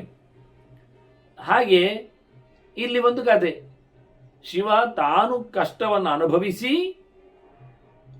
ಕಂಠವನ್ನು ಸುಟ್ಟುಕೊಂಡು ಊರಿಗೆಲ್ಲ ಅಮೃತ ಕುಡಿಯಲಿಕ್ಕೆ ಅನುಕೂಲ ಆಗುವ ಹಾಗೆ ವಿಷವನ್ನು ನುಂಗಿದ, ನಂಜುಂಡ ಅಂತ. ಇಷ್ಟು ಕತೆ ನಾವು ಕೇಳಿ ಹೇಳಿ ಎಲ್ಲ ಗಮ್ಮತ್ತು ಮಾಡಿ ಲೋಕೋಪದ್ರವವನ್ನು ನಿವೃತ್ತಿಗೊಳಿಸಿದವ ಅಂತೇಳಿ ಅವನಿಗೆ ಬಹಳಷ್ಟು ದೊಡ್ಡ ಧನ್ಯವಾದವನ್ನು ಮತ್ತು ಮೆರವಣಿಗೆಯನ್ನು, ಸನ್ಮಾನ ಪತ್ರವನ್ನೆಲ್ಲ ಕೊಟ್ಟು ಕೈ ತೊಳ್ಕೊಂಡು ನಿಂತೇವಂದರೆ ನಿಜ ವಿಷಯವನ್ನು ಕೇಳಿದರೆ ಸಂಹಾರಕಾರಕ ಶಿವ ಎನ್ನುವುದು ಒಪ್ಪಿಕೊಳ್ಳುವ. ಆದರೆ ಲೋಕೋಪಕಾರಕ ಎನ್ನುವುದನ್ನು ಒಪ್ಪಿಕೊಳ್ಳುವುದು ಎಷ್ಟರ ಮಟ್ಟಿಗೆ ಸತ್ಯ? ಉಸಿರು ನಿಲ್ಲಿಸುವವ ಅವನಾಗಿದ್ದರೆ ಉಸಿರು ಕೊಡುವವ ಯಾರು ಹೇಳಿ? ಲೋಕೋಪಕಾರ ಮಾಡುವುದು ಯಾರು? ವಿಷವನ್ನು ತೆಗಿಬಹುದು, ಬದುಕನ್ನು ಕೊಡಲಿಕ್ಕೆ ಬರ್ತದ? ವಿಷ ಗೊತ್ತಾದದ್ದು ಸತ್ತ ಬಳಿಕವೋ ಸುದ್ದಿ ಕೇಳಿಯೋ? ವಿಷದ ಪ್ರಭಾವ ತೋರಿಸಿದ ನಂತರ ವಿಷ ಅಂತ ಅರ್ಥ ಆಯ್ತಾ? ಮೊದಲೇ ಗೊತ್ತಿತ್ತ? ಮೊದಲು ಗೊತ್ತಾಗೋದು ಹೇಗೆ ವಿಷ ಅಂತ? ಒಂದು ವಸ್ತು ತನ್ನ ಧರ್ಮವನ್ನು ಗೊತ್ತುಪಡಿಸದೆ ನಾವು ಅದನ್ನು ಹಾಗೆ ಅಂತ ಹೇಳಲಿಕ್ಕೆ ಆಗುವುದಿಲ್ಲ.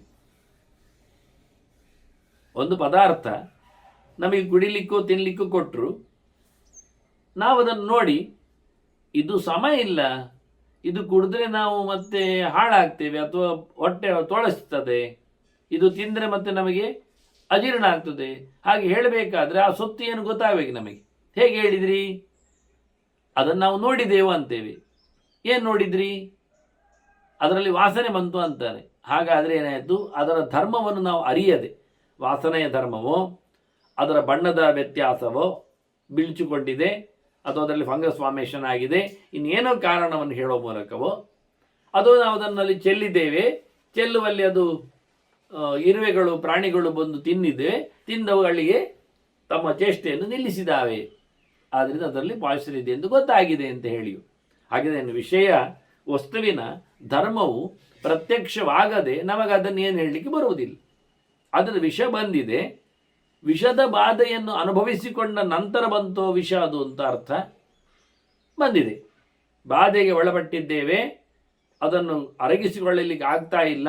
ಅದನ್ನು ಹಾಗೆ ಇಲ್ಲಿ ಬಿಟ್ಟರೆ ಇನ್ನಷ್ಟು ಘಾಟಿನಿಂದಾಗಿ ಎಲ್ಲರೂ ಮೂರ್ಛೆ ತಪ್ಪುವುದಷ್ಟೇ ಅಲ್ಲದೆ ಸತ್ತೇ ಹೋಗ್ತಾರೆ ಅಂತ ಹೇಳಿ ಪರಿಸ್ಥಿತಿ ಕೈಮೀರದ ಮುಂಚೆ ಅದನ್ನು ಉಪಸಂಹಾರಗೊಳಿಸಬೇಕು ಎಂದು ಕೂಗಿಕೊಂಡಿದ್ದಲ್ಲಿ ಉಳಿದವರು ಬಾಧೆಪಟ್ಟಂತೆ ಬಾಧೆಪಟ್ಟರೆ ಅದನ್ನು ಮತ್ತೆ ಮರುಗಳಿಸುವಂತೆ ಅವರ ಚೈತನ್ಯವನ್ನು ಮಾಡಬೇಕಾದ್ರೆ ಅದು ಶಿವನಿಗೆ ಆಗುವುದಿಲ್ಲ. ಅದನ್ನು ಲೋಕಕ್ಕೆ ಉಪಕಾರಕವಾದ ಶಕ್ತಿ ಅದು ಪ್ರಾಣಶಕ್ತಿ, ಅದು ವಾಯುದೇವ. ಆದ್ದರಿಂದ ಮೊದಲಿಗೆ ಬಂದ ಗಳಿಗೆಯಲ್ಲಿ ಅದರ ಉಪಸಂಹಾರಕ್ಕೆ ವಾಯುವನ್ನು, ಪ್ರಾಣತತ್ವವನ್ನು ಭಗವಂತ ಹೇಳಿದ, ಆಜ್ಞೆ ಮಾಡಿದ, ಗುರುತಿಸಿದ. ವಾಯುಂಚೋಚೆ ಪ್ರಶಾಂತಯೇ, ಇದು ಮುಖ್ಯ ವಿಷಯ.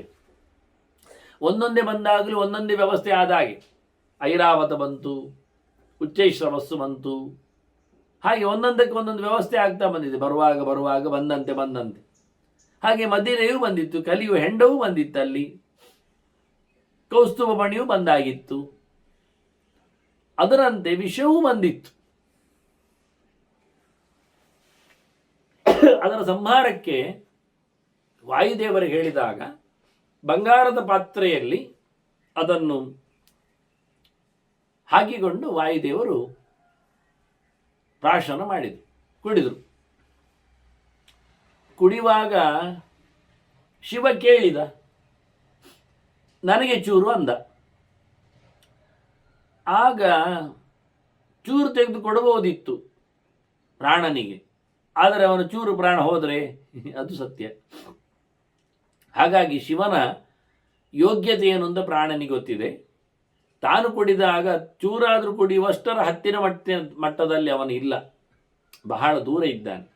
ಹಾಗಾಗಿ ಅವನನ್ನು ಕೊಡುವುದಿಲ್ಲ, ಹೇಳಲಿಕ್ಕಾಗುವುದಿಲ್ಲ. ಕೇಳಿದ್ದಕ್ಕೆ ಕೊಟ್ಟು ನೋಡಬೇಕು, ಆದರೆ ಕೊಟ್ಟು ಅವನು ಹೋಗಬಾರದು. ಎಷ್ಟರ ಮಟ್ಟಿಗಾದರೂ ಅವನು ಉಳಿಯುವಂತಿರಬೇಕು ಹೇಳಿ ಅಷ್ಟರ ಮಟ್ಟಿಗೆ ಮಾತ್ರ ಅದನ್ನು ಕೈಯಲ್ಲಿ ಹಿಚ್ಚುಕಿ ಅದರದ್ದು ಸಾರವನ್ನು ತೆಗೆದು, ಜೊಗಟ್ಟು ಅಂತಾರಲ್ಲ, ಕೊಜಂಟಿ ಅಂತ ಉಳಿಯುವಂಥದ್ದು, ಹಿಂಡಿ ತೆಗೆದ ಬಳಿಕ ಉಳಿದ ಹಿಂಡಿ ನಿಸ್ಸಾರವಾದ ವಸ್ತುವನ್ನು ಅವನಿಗೆ ಚೂರು ಕೊಟ್ಟ. ಅದನ್ನು ತಿಂದೇ ಶಿವನಿಗೆ ಅರಗಿಸಿಕೊಳ್ಳಲಾಗಲಿಲ್ಲ. ಹಾಗಾಗಿ ಕುತ್ತಿಗೆ ಹಿಚ್ಚುಕಿ ಪಟ್ಟಿದ್ದು. ನಾವೇ ಕೆಲವೊಮ್ಮೆ ಕುತ್ತಿಗೆ ಗಟ್ಟಿ ಹಿಡ್ಕೊಳ್ಳೋದಿಲ್ವ? ತಿನ್ಲಿಕ್ಕೆ ಹೋದಾಗ ಆಗದೆ ಹೋದರೆ ಅದನ್ನು ಗಟ್ಟಿ ಮಾಡಿಕೊಂಡಾಗೆ ಹಾಗೆ ಅವನ ಕುತ್ತಿಗೆಯಲ್ಲಿ ಕಪ್ಪಾಯಿತು ಅಂತ ನಾವು ಕೇಳಿಕೊಂಡ ಕತೆ ವಾಸ್ತವ. ಅದಕ್ಕೆ ಇಲ್ಲಿ ಮಹಾಭಾರತದಲ್ಲಿ ಈಗ ಕೃಷ್ಣ ಹೇಳ್ತಾನೆ ಅದನ್ನು ವಾಸ್ತವವಾಗಿ ನಾನು ಹೇಳಿದ್ದಾನೆ. ಈ ವಿಶೇಷಾಂಶಗಳು ಇಲ್ಲಿ ಕೆಲವೊಮ್ಮೆ ಸಿಗ್ತವೆ, ಹೇಳಬೇಕಾದ ಕಥೆಗಳು. ಅಮೃತೋತ್ಪಾದನೆ ಪುನರ್ಭಕ್ಷಣತಾಂ ವಾಯು ಸಮೀಕೃತಸ್ಯ ವಿಷಸ್ಯ ಉಪಗತಷ್ಟು ವಾಯು ಸಮೀಕೃತಸ್ಯ ವಿಷಸ್ಯ, ಪ್ರಾಣತತ್ವದನ್ನು ಸರಿ ಮಾಡಿಕೊಟ್ಟಿರತಕ್ಕಂಥ ವಿಷದ ಪ್ರಾಶನ ಅವನಿಗೆ ಭಕ್ಷಣತಾ ಉಪಗತ. ಮತ್ತೆ ಅಂತಾರೆ, ಪ್ರಾಣತತ್ವ ಮೊದಲು ಕುಡಿದಿದೆ, ಮತ್ತೆ ಇವ ಅವನ ಹತ್ರ ಕೇಳಿಕೊಂಡು ತಿಂದಿದ್ದಾನೆ. ಹಾಗಾಗಿ ತದ್ಭಕ್ಷಣವಿತಿ ತನ್ನಿಮಿತ್ತಮೇವ ಚಂದ್ರಕಲಾ ಬ್ರಹ್ಮಣ ನಿಹಿತ. ಹಾಗಾಗಿ ಅವನಿಗೆ ತಂಪಾಗಲಿಕ್ಕೆ ಅದು ಉಷ್ಣ ಆಯಿತು, ಘಾಟ ಆಯಿತು, ಗರ್ಮಿ ಆಯಿತು, ಕುತ್ತಿಗೆ ಸುಡ್ಲಿಕ್ಕೆ ಶುರುವಾಯಿತು, ಮೈಯೆಲ್ಲ ಉರಿ ಆಗಲಿಕ್ಕೆ ಶುರುವಾಯಿತು. ಅದಕ್ಕೆ ಬ್ರಹ್ಮದೇವರು ತಲೆಯ ಮೇಲೆ ಚಂದ್ರನನ್ನು ಇಟ್ಟರು. ಈಗ ಚಂದ್ರ ಬಂದದ್ದು ಯಾಕೆ? ಇನ್ನೊಂದು ಹೊಸ ಅರ್ಥ ಆಯಿತು. ಇಲ್ಲಾದರೆ ದಕ್ಷನ ಶಾಪದಿಂದ ಬೆಂದು ಹೋದ, ಕ್ಷಯ ರೋಗಕ್ಕೆ ಗುರಿಯಾದ ಚಂದ್ರ ತಾನು ಪೂರ್ಣವಾಗಿ ಇಲ್ಲ ಆಗ್ತಾನೆ ಹೇಳಿ ಚಂದ್ರ ಸಾಯದಂತೆ ಉಳಿಯಲು ಮೃತ್ಯುಂಜಯನನ್ನು ಕೇಳಿಕೊಂಡ. ಮೃತ್ಯುಂಜಯ ತಲೆಯಲ್ಲಿ ಅವನನ್ನು ಧಾರಿಸಿದ ಅಂತ. ಅದರಲ್ಲಿ ಹೇಳ್ತಾರೆ, ಅವನು ಕುಡಿದ ವಿಷದ ಪರಿಣಾಮಕ್ಕೆ ಶೀತ ಆಗಲಿಕ್ಕೆ, ಘಾಟು ಕಮ್ಮಿ ಆಗಲಿಕ್ಕೆ ಅವನಿಗೆ ತಲೆಯಲ್ಲಿ, ಅಂದರೆ ತಲೆಗೆ ಏರಿದೆ. ತಲೆಗೆ ಏರಿದ ನಂತರ ಬಿಸಿ ಜಾಸ್ತಿ ಆದರೆ ತಲೆ ಬಿಸಿ ಆಗ್ತದೆ. ತಲೆ ಬಿಸಿ ಆಗಬಾರ್ದು, ತಲೆ ತಂಪಾಗಬೇಕು. ಕಾಲು ತಂಪಾಗಬಾರ್ದು, ಕಾಲು ಬಿಸಿ ಇರಬೇಕು. ಇದು ಕ್ರಮ, ದೇಹದ ಆರೋಗ್ಯದ ಲಕ್ಷಣ. ಹಾಗಾಗಿ ಅವನನ್ನು ತಲೆಗೆ ತಂಪಾಗಲಿಕ್ಕೋಸ್ಕರ ಐಸ್ ಕ್ಯೂಬ್, ಶೀತಮಂಡಲನನ್ನು, ಚಂದ್ರ ಬಿಂಬವನನ್ನು ಬ್ರಹ್ಮದೇವ ಬ್ರಹ್ಮದೇವ ಯಾಕೆ ಕುಳ್ಳಿರಿಸಬೇಕು ಕೇಳಿದರೆ, ಅದು ಬ್ರಹ್ಮಾಭಿಮಾನ್ಯಮಾನಕವಾದ ಚಂದ್ರ. ಅಲ್ಲಿ ಏನಾಯಿತು ಅಂದರೆ, 3 ಅತ್ರಿ ತಪಸ್ಸು ಮಾಡಿ ಅನುಸೂಯಾಳಲ್ಲಿ 3 ಮೂರ್ತಿಗಳ ರೂಪವನ್ನು ಮಕ್ಕಳನ್ನಾಗಿ ಪಡೆದ. ಹಾಗಾಗಿ ಮಕ್ಕಳನ್ನು ಪಡೆದಾಗ ಯಾರು 3 ಜನ ಹುಟ್ಟಿದ್ದು ಹೇಗೆ ಕೇಳಿದರೆ, ಅಲ್ಲಿ ಬಂದವ ದುರ್ವಾಸ ಶಂಕರಸ್ಯಾಂಶಃ. ದುರ್ವಾಸ ಹುಟ್ಟಿದ್ದಲ್ಲಿಯೇ ರುದ್ರದೇವನೇ ಅವನು ಸ್ವಯಂ. ಮತ್ತೆ ದತ್ತೋ ವಿಷ್ಣುಸ್ತು ಯೋಗವಿತ್, ಮತ್ತೆ ದತ್ತ ಬಂದ. ಅತ್ಯಂತಲ್ಲ ಅಲ್ಲಿ ಬಂದವರೆಲ್ಲ ನಾನು ಹೇಳುವುದು, ಅದು ವಿಷ್ಣುವೇ ದತ್ತಾತ್ರೇಯನಾಗಿ ಬಂದದ್ದು. ಮತ್ತೆ ಸೋಮೋಭೂತ್ ಬ್ರಹ್ಮಣೋಂಶೇನ, ಚಂದ್ರ ಹುಟ್ಟಿದ. ಆದರೆ ಅವನು ಚಂದ್ರ ಬ್ರಹ್ಮ ಅಲ್ಲ. ಬ್ರಹ್ಮನಿಗೆ ಬ್ರಹ್ಮಣೋನಾವತಾರೋಸ್ತಿ, ಬ್ರಹ್ಮನಿಗೆ ಅವತಾರ ಇಲ್ಲ, ಯಾರಲ್ಲಿ ಹುಟ್ಟಿ ಬರುವುದಿಲ್ಲ, ಅವನು ಅಜ. ಆದ್ದರಿಂದ ಅವನು ಆವೇಶವನ್ನು ಪಡೆದ. ಬ್ರಹ್ಮದೇವರ ವಿಶೇಷವಾದ ಆವೇಶಕ್ಕೆ ಪಾತ್ರನಾದವ ಚಂದ್ರ. ಆದ್ರಿಂದ ಚಂದ್ರನೇ ಅರ್ಘ್ಯ ಎನ್ನುವುದೊಂದು ದೊಡ್ಡ ಸಂಗತಿಯೇ ನಮಗೆ. ಕೃಷ್ಣಾಷ್ಟಮಿಯಲ್ಲಿ ಕೃಷ್ಣಾರ್ಘ್ಯ ಆದ ನಂತರ ಚಂದ್ರನಿಗೆ ಯಾಕೆ ಅರ್ಘ್ಯ ಕೇಳಿದರೆ, ಅಯ್ಯ ಮಹಾರಾಯ, ಚಂದ್ರವಂಶದಲ್ಲಿ ಹುಟ್ಟಿದ್ದಾನೆ ಕೃಷ್ಣ ಎನ್ನುವ ಇಷ್ಟೇ ಅರ್ಥದಲ್ಲಿ ಅಲ್ಲ. ಮತ್ತೆ ಚಂದ್ರೋದಯ ಆದ ಕೃಷ್ಣ ಬಂದಿದ್ದಾನೆ ಎನ್ನುವ ನೆಲೆಯಲ್ಲಿಯೂ ಅಲ್ಲ. ರಾತ್ರಿ ಕಾದದ್ದಕ್ಕೆ ಚಂದ್ರ ಬಂದಲ್ಲ ಅವನಿಗೊಂದು ಕೊಟ್ಟು ಬಿಡುವ ಅಂತಲೂ ಅಲ್ಲ.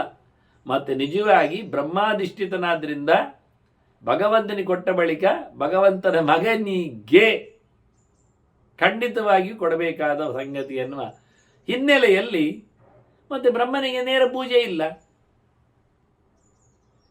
ಅವನು ಸಿಗುವುದಿಲ್ಲ. ಹೀಗಾಗಿ ಬಹಳ ಸುಂದರವಾಗಿ ಈ ಒಂದು ತಂತ್ರಾಂಶ ಇಲ್ಲಿಯೂ ಹಾಗೆ ಬ್ರಹ್ಮದೇವ ಚಂದ್ರಕಲೆಯನ್ನು ಅವನ ತಲೆ ಮೇಲೆ ಇಟ್ಟಿದ್ದಾನೆ. ಚಂದ್ರಕಲಾ ಅಂತ ಶಬ್ದವಾದ, ಚಂದ್ರ ಪೂರ್ಣಚಂದ್ರ ಅಲ್ಲ.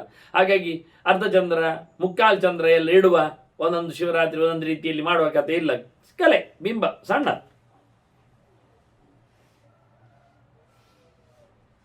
ಇನ್ನೂ ಉಂಟು ಬ್ರಾಹ್ಮಣರ ವೈಭವ ಹೇಳುವುದಾದ್ರೆ ಕೃಷ್ಣ ಹೇಳ್ತಾನೆ, ಆಂಗಿರಸ ಬೃಹಸ್ಪತೆ ರೂಪಸ್ಪೃಶತಃ ನ ಪ್ರಸಾದಂ ಗತವತ್ಯ ಕಿಲಾಪ. ಆಂಗಿರಸ ಗೊತ್ತದ ಬೃಹಸ್ಪತ್ಯಾಚಾರ್ಯರಿಗೆ, ಅದೇ ಗುರುಗಳಿಗೆ. ಈ ಶುಕ್ರಾಚಾರ್ಯನ ಕತೆ ಕೇಳಿ ಅದು ನಾವು ದೇವಗುರುಗಳ ಕತೆ ಕೇಳುವ. ಅವರು ಆಚಮನೆ ಮಾಡಲಿಕ್ಕೆ ಹೋದಾಗ ನೀರು ಗಲೀಜಾಗಿತ್ತಂತೆ. ಅವರಿಗೆ ಬೇಸರ ಆಯಿತು. ಯಸ್ಮಾತ್ ಕಲುಷೀಭೂತ ತಸ್ಮಾತ್ ಅದ್ಯ ಪ್ರಭೃತಿ. ನನಗೆ ಆಚಮನೆಗೆ ಸರಿಯಾಗಲಿಲ್ಲ, ಇದು ನೀರು ಒಂದಲಿಲ್ಲ. ಪ್ರಸಾದ ಅಂದರೆ ಸೀದೋಗಿದ್ದು, ಕೆಳಗೆ ಹೋಗಿ ನಿಲ್ಲುವುದು, ತಿಳಿಯಾಗುವುದು. ತಿಳಿಯಾಗಲಿಲ್ಲ ನೀರು ಅಂತೇಳಿ ಅವರು ಅದಕ್ಕೆ ಇನ್ನು ಮುಂದೆ ಈ ನೀರುಂಟಲ್ಲ ಗಲೀಜಿಯಾಗಿರಲಿ ಹೇಳಿದ್ರು. ಹೇಗೆ?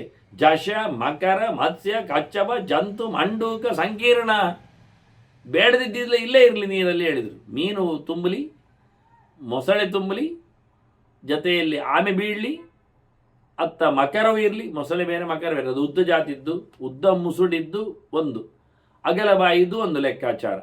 ಹಾಗೆ ಮಕರ, ಮೊಸಳೆ ಎಲ್ಲ ಬೇರೆ ಬೇರೆ ಹೆಸರುಗಳು. ಆನಂತರ ಕ್ರಿಮಿಕೀಟಗಳು ಮತ್ತು ಕಪ್ಪೆ ಮುಂತಾದ್ದೆಲ್ಲ ತುಂಬಿ ಹೋಗಲಿ ಅಂತೇಳಿ ಕಲುಷೀಭವತ ಅಂತ ಅವುಗಳಿಗೆ ಶಾಪ ಹಾಕಿಬಿಟ್ಟು, ಹಾಗಾಗಿ ಆವತ್ತಿನಿಂದ ಅವನ ಶಾಪದಿಂದಾಗಿ ನೋಡಿ ನೀರಿನಲ್ಲಿ ಯಾವತ್ತೂ ಸಹ ಜಲಚರ ಪ್ರಾಣಿಗಳು ಕಂಡಾಬಟ್ಟೆ ತುಂಬಿರ್ತವೆ. ಇನ್ನಷ್ಟು ಗಲೀಜಾಗ್ತದೆ, ಅವುಗಳದ್ದು ಒಂದಕ್ಕೆ ಎರಡಕ್ಕೆ ಎಲ್ಲ ಸೇರ್ತದೆ, ವಾಂತಿ ವಾಸನೆ ಎಲ್ಲ ಬರುವಂತೆ ಆಯಿತು. ಇದೊಂದು ಶಾಪ. ಇನ್ನೂ ಒಂದು ಬ್ರಾಹ್ಮಣನ ಕತೆ ಹೇಳೋದಾದ್ರೆ ವಿಶ್ವರೂಪನ ಕತೆ, ಬಹಳ ದೊಡ್ಡದದು. ವಿಶ್ವರೂಪೋವೈ ತಾಷ್ಟ್ರ, ತ್ವಷ್ಟುವಿನ ಮಗ ಅವ. ತ್ವಷ್ಟುವಿನ ಹೆಂಡತಿ ರೋಚನ ಅಂತ, ಅವಳು ಅಸುರರ ಪಾಳೆಯದವಳು. ಹಾಗಾಗಿ ರೋಚನ ವಿಶ್ವರೂಪನ ತಾಯಿ, ತ್ವಷ್ಟುವಿನ ಹೆಂಡತಿ. ಈ ವಿಶ್ವರೂಪ ದೇವಾನಾಂ ಪುರೋಹಿತ, ದೇವತೆಗಳನ್ನು ಪುರೋಹಿತರನ್ನಾಗಿ ಕರೆಸಿಕೊಂಡ್ರು ಗುರು ತಪ್ಪಿ ಹೋದಾಗ. ಅವನು ಅಸುರರ ತಂಗಿ ಮಗ, ಸ್ವಸ್ತ್ರೀಯ ಹಸುರಾಣ ತ್ರಿಶಿರಾಹ, ಅವನಿಗೆ 3 ಮಂಡೆ. ಅವನೇನು ಮಾಡಿದ? ಪ್ರತ್ಯಕ್ಷಂ ದೇವೇಭ್ಯ ಭಾಗವತದ ಎದುರಲ್ಲಿ ಇಂದ್ರಾಯ ಸ್ವಾಹ ಅಂತೇಳಿ ಇಂದ್ರನಿಗೆ ಆಹುತಿ ಕೊಡ್ತಿದ್ದ. ಮತ್ತೆ ಪರೋಕ್ಷ ಅಸುರೇಭ್ಯ, ಕಣ್ತಪ್ಪಿಸಿ ಅಸುರರಿಗೂ ಆಹುತಿ ಕೊಡ್ತಿದ್ದ. ನಮುಚೇ ಸ್ವಾಹ ಇಲ್ವಲಾಯ ಸ್ವಾಹ ಅಂತೇಳಿ ಅವರು ಇಲ್ಲದಿದ್ದಾಗ ತಪ್ಪಿದಾಗ ನೋಡಿ, ಪುರೋಹಿತರನ್ನು ಚೆನ್ನಾಗಿ ನಾವು ಗಮನಿಸಬೇಕು. ಅವರಿಗೆ ಯಾರಿಗೆಲ್ಲ ಆಹುತಿ ಹೇಗೆ ಕೊಡ್ತಾರೆ ಎಂದು ನೋಡಬೇಕು. ಹೀಗೆಲ್ಲ ಹಾಗೆಲ್ಲ ಉಂಟು. ಎಂತೆಂಥದ್ದು ಯಾರಿಗೂ ಈ ನಾಗ ಪೂಜೆ ಅಂತ ಮಾಡ್ತಾರಲ್ಲ, ಅದರಲ್ಲಿ ನಾಗಗಳನ್ನು ಬಿಟ್ಟು ಮುಕ್ಕಾಲ್ವಶಿ ಬೇರೆಯವರಿಗೆ ಕೊಡುವುದು ಮಾರ್ರೆ. ಗೌಜೇ ಗೌಜಿ. ಎಲ್ಲಿಂದ ಒಟ್ಟು ಮಾಡ್ತಾರ ಹೆಸರುಗಳನ್ನು, ಯಾರನ್ನೆಲ್ಲ ಕರೆದು ಹಾಕ್ತಾರೋ ಗೊತ್ತಿಲ್ಲ.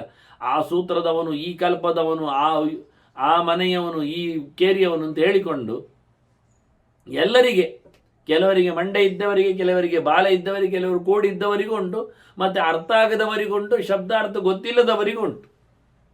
ಗೌಜೇ ಗೌಜಿ. ಯಜಮಾನ ಬೆಪ್ಪ ಸುಮ್ಮನೆ ಕೂತಿರ್ತಾನೆ, ಇವರು ಸ್ವಾ ಆಗ್ತಾ ಇದ್ದಾರೆ ಗಮ್ಮತ್ನಲ್ಲಿ. ಅದು ಕೊಡು ಇದು ಕೊಡು ಅಂತೇಳಿ ಉಂಡೆ ಇಡ್ತಾರೆ, ಚೆಂಡು ಇಡ್ತಾರೆ, ಏನೇನೋ ಮಾಡ್ತಾರೆ. ಇದು ಸ್ವಲ್ಪ ಗಮನಿಸಬೇಕಾದ ವಿಷಯ. ಇಲ್ಲಿ ವಿಶ್ವರೂಪನದ್ದೇ ಗೌಜಿತ್ತು, ಅವನು ವಿಶ್ವರೂಪ ನೋಡಿ ಅವನು ಮತ್ತೆ ಹೆಸರಿನಲ್ಲಿ.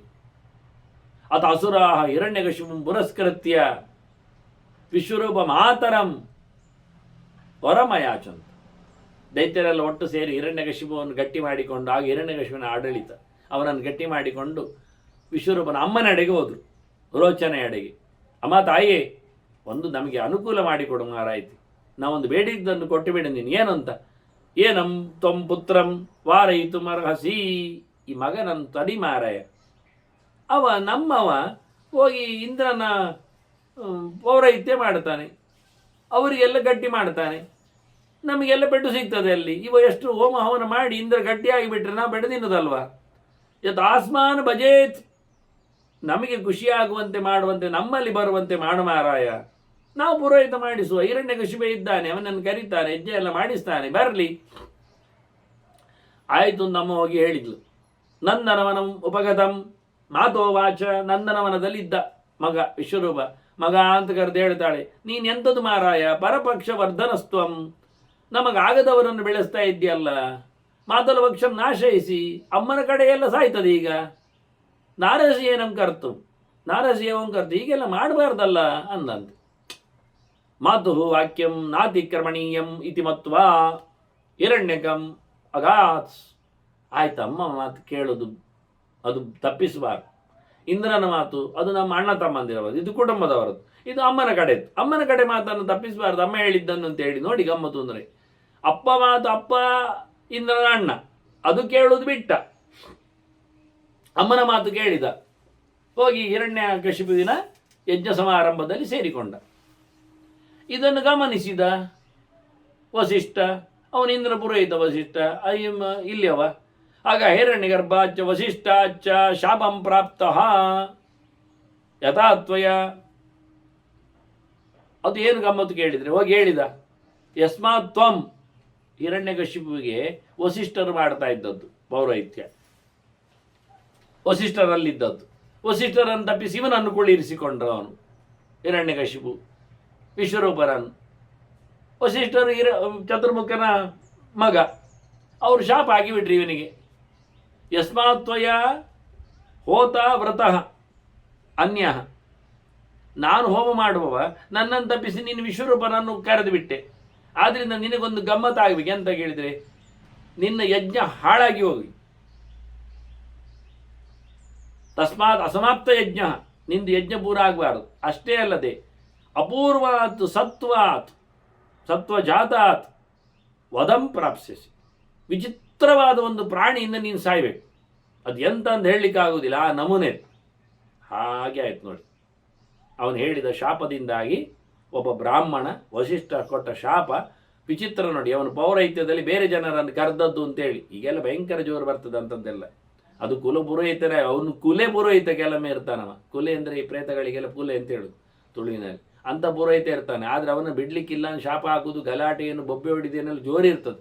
ಇಲ್ಲಿ ಅದೇ ಆದದ್ದು. ವಸಿಷ್ಠ ತನ್ನ ಪೌರೋಹಿತ್ಯ ತಪ್ಪಿತು ಅಂತೇಳಿ ಅವನಿಗೆ ಶಾಪ ಹಾಕಿ, ನಿನಗೆ ವಿಚಿತ್ರವಾದ ಪ್ರಾಣಿ ನಿನ್ನನ್ನು ಹೊಡೆದಾಕಿ ಸಾಯಿಸಲಿ ಹೇಳಿ, ಹಾಗೆ ಹಿರಣ್ಯಕಶಿಪು ನರಸಿಂಹನಿಂದ ಸತ್ತ ನೋಡಿ. ಇದೆಲ್ಲ ಕತೆ ಎಲ್ಲಿ ಗೊತ್ತಿರ್ತದೆ ನಮಗೆ? ಇದೆಲ್ಲ ಕೃಷ್ಣ ಹೇಳೋದು ಕತೆ. ಇನ್ನು ಕತೆ ಉಂಟು ಬೇರೆ ಎಲ್ಲ, ಮತ್ತೊಮ್ಮೆ ಸೇರಿದಾಗ ಕೇಳುವ ವಂದನೆಗಳೊಂದಿಗೆ ಶ್ರೀಕೃಷ್ಣ ಅರ್ಪಣಮಸ್ತು. ನಾರಾಯಣ ನಾರಾಯಣ ನಾರಾಯಣ.